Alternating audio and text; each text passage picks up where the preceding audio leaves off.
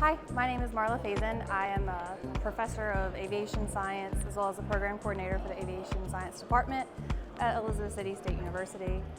I first fell in love with aviation because I traveled a lot as a child as an unaccompanied minor. And so that means that you're either the first on the plane or the last off. And so I got to see a lot of cockpits. And to me, I was fascinated, and it was like a kid in a candy store. And I grew up in Northeast North Carolina, and it has the largest Coast Guard base in the continental U.S. And one day my brother and my dad were on his boat and it capsized, and so the Coast Guard had to come out and airlift them.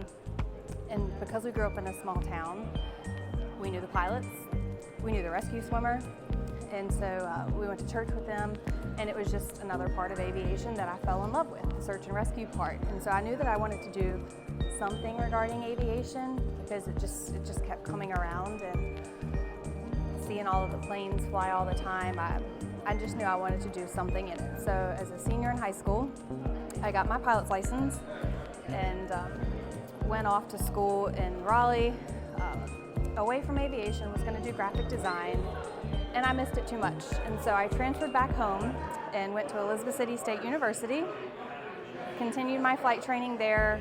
The biggest issue that I had in flight training was the language barrier between me and ATC, and I didn't have that confidence to fly into large airports like I wanted to. And so I took some ATC classes.